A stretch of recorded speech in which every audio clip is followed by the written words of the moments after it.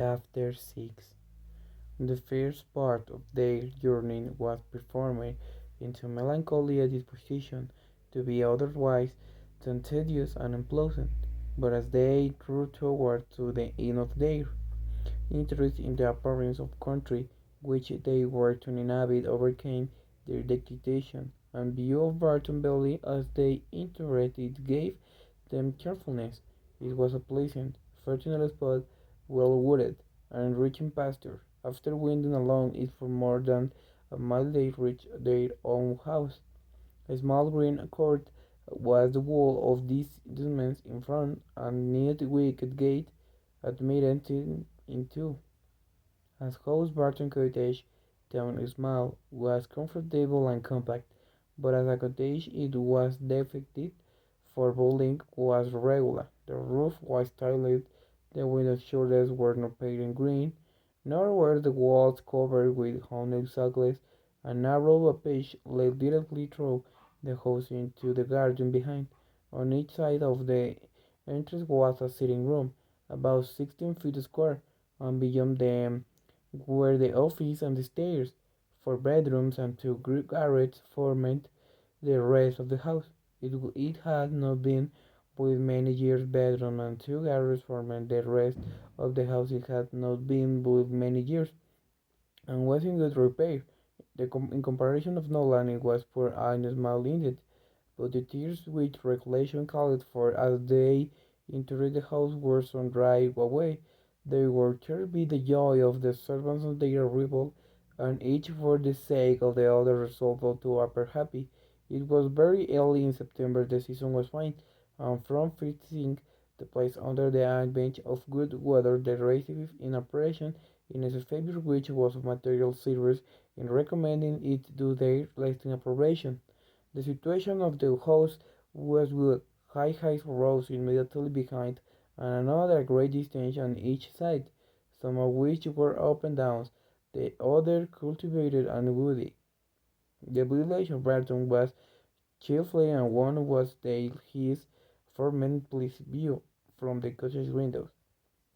The prospect in front was more extensive, it commanding the whole of the valley, and reaching the country beyond, the hills which surrounded the carriage terminated the valley in that direction. Under another name, in another course, it branched out again between to the streets of them. With the size of furniture of the house, Mr. Dashwood was open the wall well satisfied for took her furniture a style of life rendering many additions to later indispensable, yet to add an improve was of delight to her, and she had at this time already money enough to supply all that was wanting of great and elegance to the apartment. As for the house itself, to be sure, said she, it is most small for our family, but we will make ourselves thoroughly comfortable for the present, and it's too late in the year for improvement. Perhaps in the spring, if have plenty of money, I dare say we may think about building.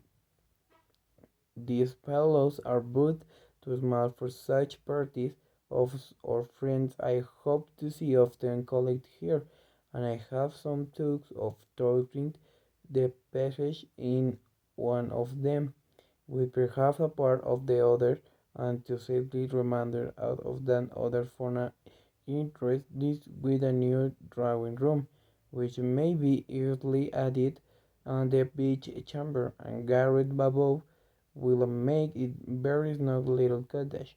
I could wish the stairs were handsome, but one mustn't not expect everything to. I suppose it would be no difficult matter to within them. I shall see how much and performing with the work in the spring, and we will plan our improvements accordingly. In the meantime, till of this alteration could be made from the savings of income of 500 a year by a woman who never saved in her life. They were wise enough to be content with the house as it was, and each of them was busy in arranging their particular concerns, and endeavoring by placing around them their books and other possessions to from themselves at home.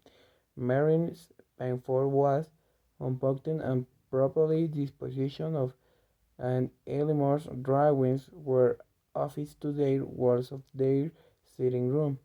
In such employments as this they were interrupted soon after breakfast the next day by the entrance of their landlord who called to welcome the Barton and the other them. Every accommodation from his own house, garden which there might at present be deficient.